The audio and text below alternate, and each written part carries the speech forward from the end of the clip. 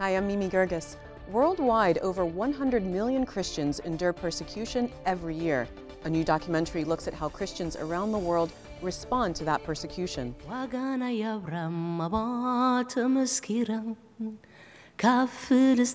They ask you to deny your faith. I refuse. Welcome to the Mimi Geerges Show.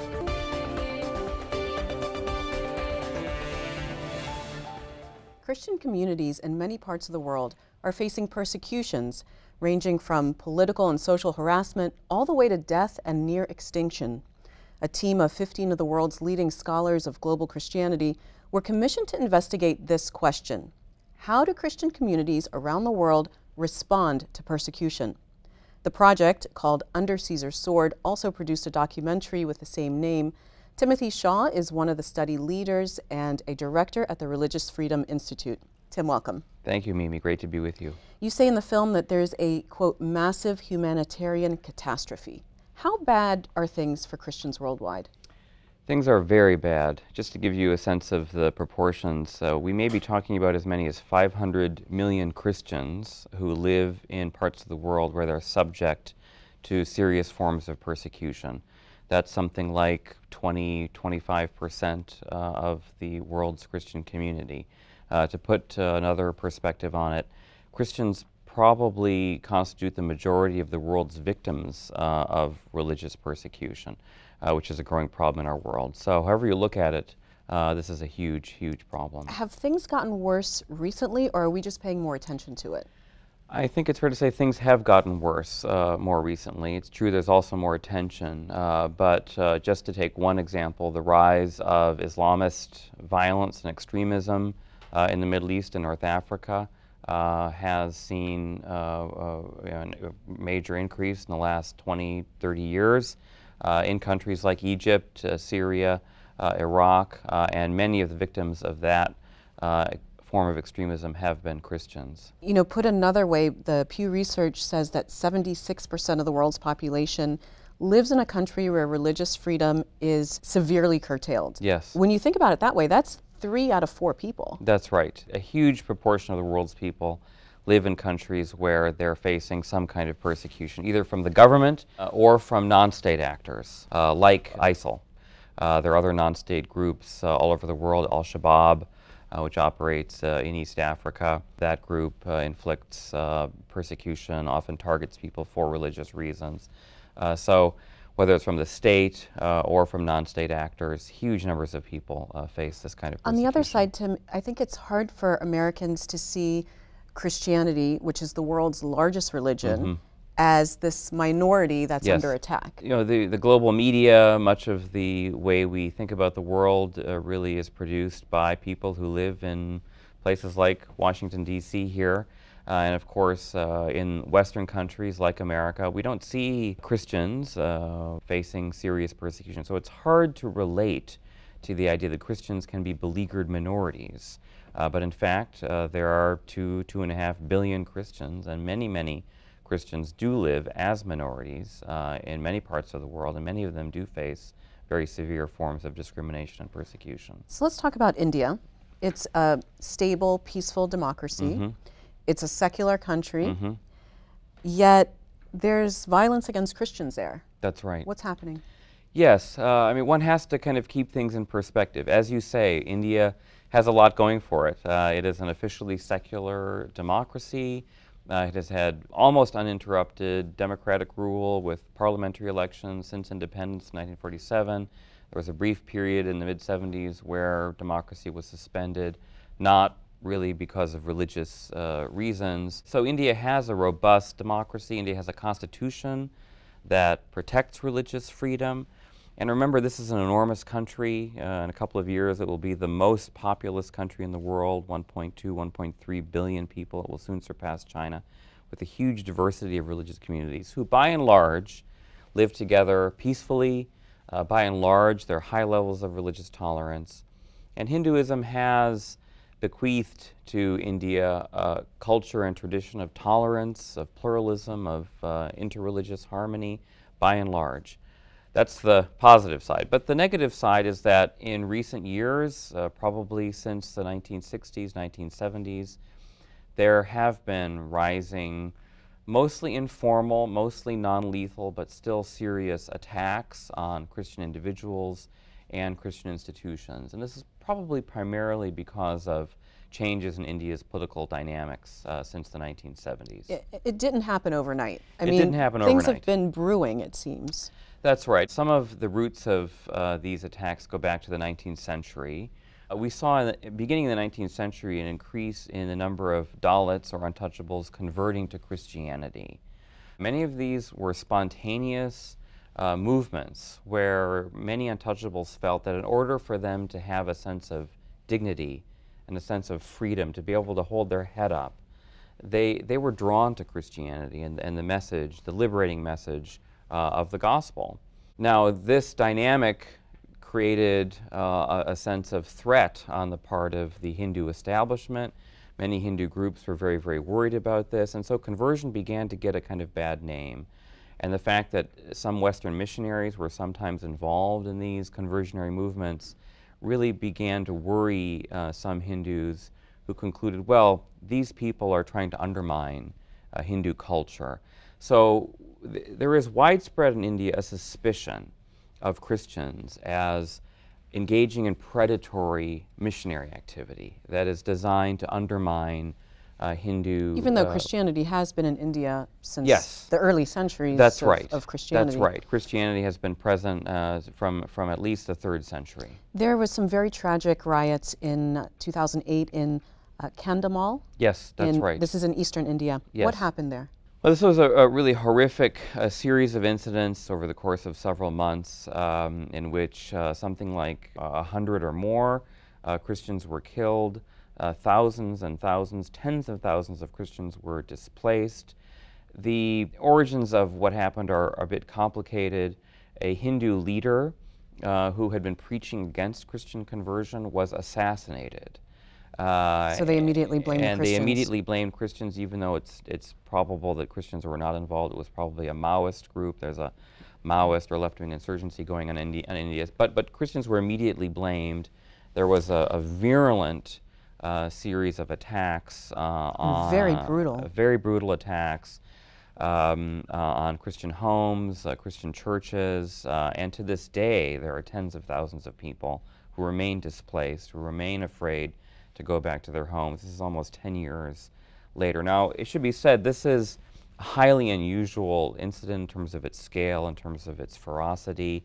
However, it's also true that you probably have dozens of low-level, non-lethal attacks on Christians every year, even to this day. Were the perpetrators brought to justice? No, the perpetrators have by and large not been brought to justice. There remains a and real why problem is that, here. though?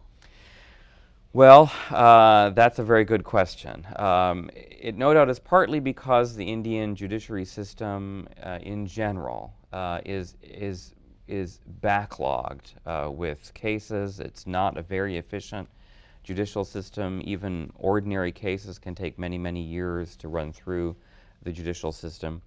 But it's also true that unfortunately in some parts of India, many people who have been responsible for attacks on religious minorities are just not brought to justice because of a sense that these religious minorities had it coming to them. Again, because of the fear or belief about predatory conversion.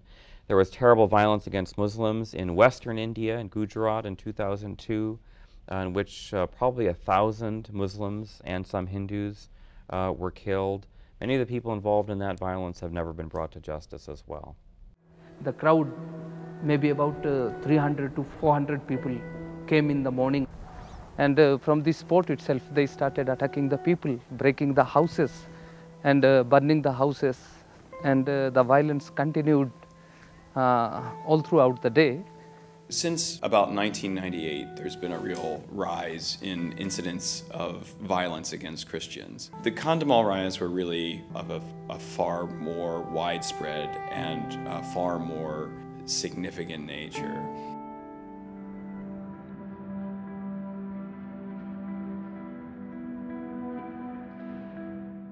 What did the Indian Christians do after those riots? Well, they first of all tried to figure out how they could survive.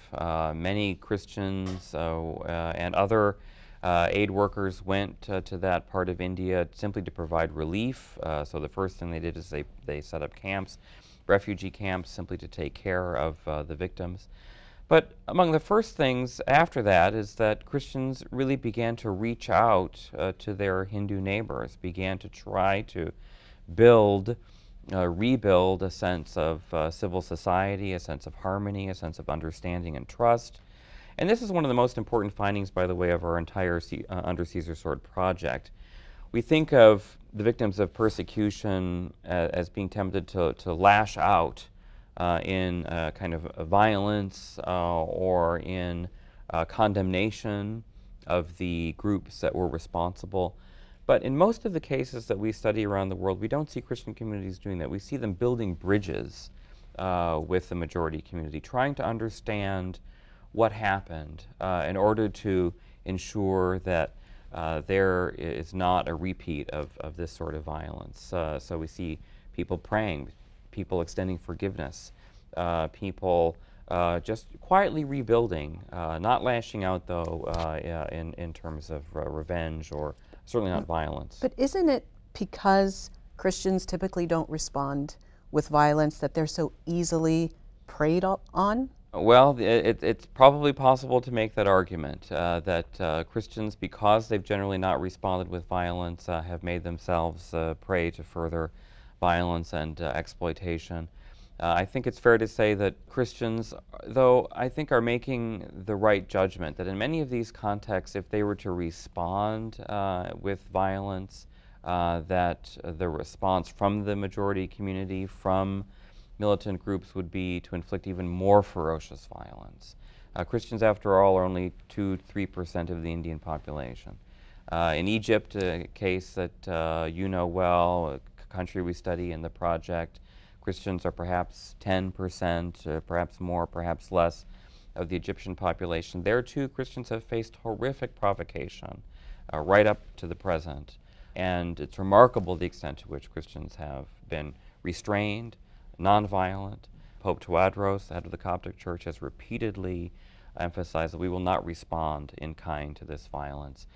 And I think in the long run, that is the right strategy. One, it's faithful to the teaching of the founder of Christianity, but it's also probably a smart strategy, that Christians are really trying to survive, often under difficult circumstances, and they understand that the way to do that is to build up their own institutions and also to try to build these bridges of understanding. You know, there are small Christian militias in Syria. Yes, that's right. They've taken up arms Yes, to defend their homes. That's right, yes. What do you think of that? Does that work? I think in cases where there is essentially no writ of state authority, in cases that are essentially anarchic, where there is no government that can be relied on, that may well be what Christians need to do. It's a case that's very different from a case like India or Egypt, where you have functioning civil authority which can be relied upon, at least to some extent, to bring at least a modicum of justice. But there you have really no effective state authority in large swaths of Syria and Iraq. And some Christians have formed militias. You could argue that some parts of northern Nigeria are similar, and there too Christians have formed militias, self-defense militias, to defend themselves, and certainly is an understandable and probably logical response. We want to be careful not to judge communities who have made that difficult decision that maybe armed defense is the only way for them to survive. But we do note that in the global profile, armed violence is very rare. I think many Christians realize that the only world in which they're going to be more secure is a world in which everyone is more secure. What's the significance of the title of the film, Under Caesar's Sword? Well, the purpose of the title is to sort of hark back to a period really from the founding of Christianity up until about the 4th century, when Christians were literally under the sword of Caesar, because Christians refused to worship Caesar in the way the Romans asked them to, namely as a kind of god. And so Christians lived under Caesar's sword. They wanted to create their own independent life and community, and they refused to divinize the state or political authority, and therefore they faced the sword of Caesar. We see the same dynamic today. There are many places around the world, North Korea is an extreme case, where the ruler views himself as a kind of god on earth. There are many governments which essentially will not tolerate any kind of independence or freedom. There are some governments that literally want to wrap themselves in the mantle of religious authority, and Christians will not accept that. Christians insist on being able to have the freedom to be faithful to what God is calling them to be, to have their own churches. And so, like in the early centuries of the church, many Christians today are living under Caesar's sword. What are some of the coping strategies that Christians have developed? Well, there are a number of them, and these strategies really span across a wide range. We call these survival strategies. One strategy is for Christians really to essentially keep their head down, not be demonstrative about their faith in public. Stay under the radar. Stay under the radar. Continue to build ministries and churches, but be careful about having a public profile. We see that all across the world. Another coping strategy is to try to build relationships with people who are outside the church, even with government officials where they can at the local level, members of other religious communities. In Sri Lanka, a Buddhist majority country, we were struck by the extent to which Christian communities who, especially in rural areas, face pretty serious occasional persecution, sometimes instigated by militant Buddhist monks.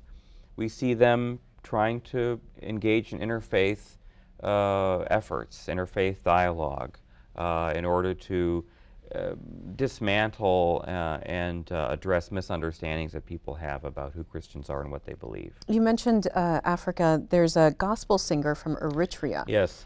She was arrested and held in a shipping container for over 2 years. Yes. What's happening in Eritrea? Yes, this is really one of the most egregious cases of religious persecution in the world, and it's a country where Christians are the disproportionate victims. There are certain Christian groups, mostly Pentecostal, that are regarded as a threat to the state, and people are literally asked to recant their faith, and if they do not, they are placed in the desert in shipping containers with inadequate food and water, as Helen Berhane was for over 2 years. This goes on today. This is by the government? This is by the government. This is not an instance of a non-state actor like ISIL. This is the state really undertaking these efforts. Again, because... And is that legal according to their constitution to do that to people? It probably is inconsistent even with their own constitution, where there is at least nominal respect for religious freedom. And this, by the way, is in a country which has a large Christian population. Right. So this is not an instance of non-Christians attacking Christians. This is an instance of, in some cases, Christians who are part of the state apparatus as well as non-Christians regarding these independent evangelical and Pentecostal movements as a threat. These kinds of attacks, persecutions, imprisonments continue to go on. Let's talk about Turkey, because before the start of World War I, Christians made up about 20% of Turkey's population. Now, less than 1%. What happened to all of them? Yes, this is about 100 years ago, of course. Last year was the 100th anniversary of the so-called Armenian genocide. So-called because Turkey doesn't want to call it that. So-called because Turkey wasn't wanted. I'm willing to call it that. I say so-called in part because we think of it as an Armenian genocide, and therefore we think of it as somehow ethnic. But really, it was a Christian genocide. The targets of that genocidal program were Christians in general, not just Armenians, Greek Christians, Orthodox Christians, Catholic Christians. Assyrians. Assyrians suffered massive violence, displacement, and this forced a huge outmigration of Christians from Turkey. And that has continued since that time. even under what was supposedly the secular regime of Kemal Ataturk, there really has been an increasing fusion between Turkish national identity and Islam, such that anybody who's not a Muslim, even though this is a secular country, is really regarded as a threat.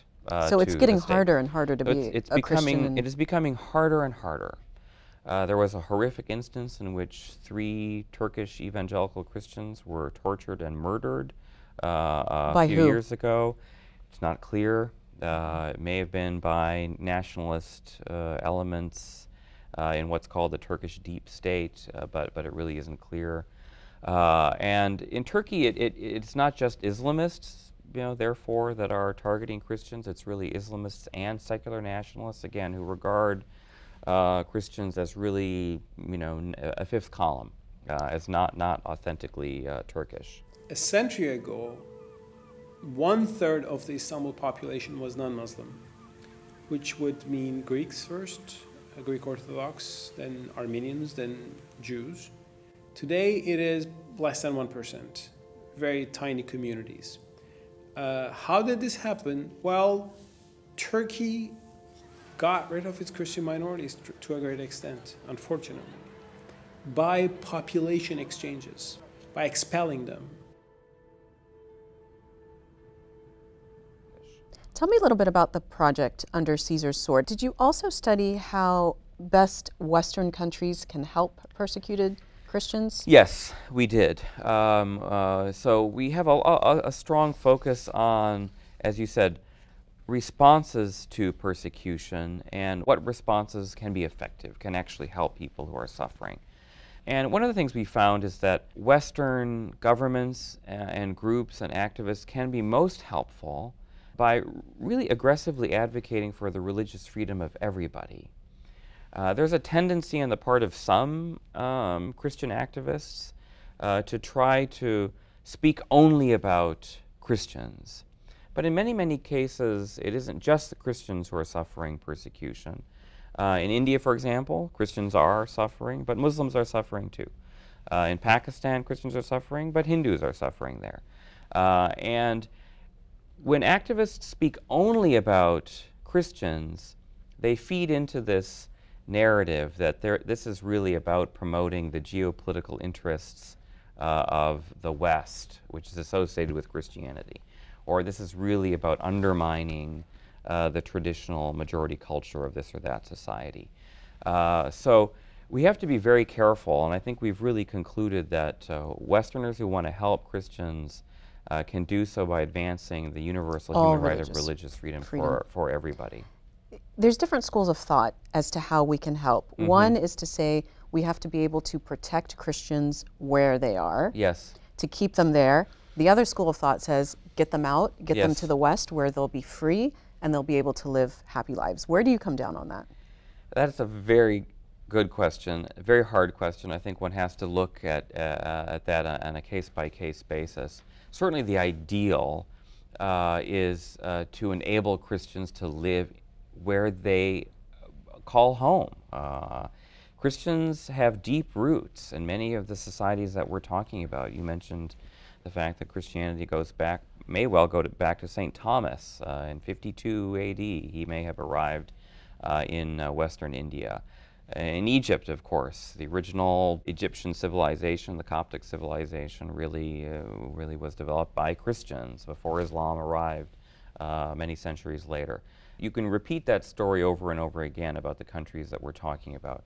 So it would be a tragedy if we sort of tried to help Christians in a way that actually accelerated their evacuation from these countries. Partly because it's not necessarily good for the Christians themselves, it's also not good for these societies that need the influence of Christians because they've enriched these cultures, they've contributed to a dynamic pluralism in many of these societies. These societies would be much the poorer. Now there are cases, extreme cases, clearly, where for Christians to survive, they need to get out. And clearly Iraq and Syria has been that kind of case. You know, you study this subject. There's a lot of Christian persecution, as we said early on in this interview. Are you discouraged? No, I'm not discouraged. This project has really cast a powerful spotlight for me, and I think for all of us, on the remarkably positive ways that Christians are responding to the horrible things happening to them. They are not responding in kind, but they really do have a hope. They really do have a faith in God, and they're responding in ways that are constructive, that bear witness to the love that they have learned from their Lord, and that are also building remarkable bridges of trust with, in some cases, the people who've inflicted the persecution upon them. And you can see some countries clearly improving. Sri Lanka is a case where a couple of years ago the situation looked very discouraging, but in part because of the hopeful and positive way Christians are responding, the situation is much better than one would have expected it would become even only a couple of years ago. Tim, thanks so much for being on the program. A wonderful pleasure to be with you, Mimi. Thank you. This has been the Mimi Geerges Show. You can see all of our programs on WHUT.org and YouTube. Connect with us on Facebook and Twitter and leave me your comments there. Thanks for watching, and I hope you'll join me again next time.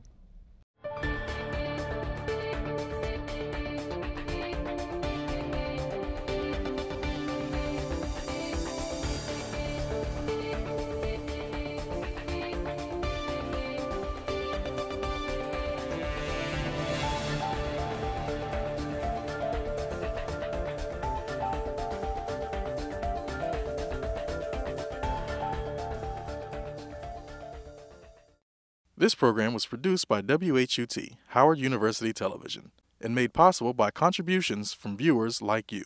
Thank you.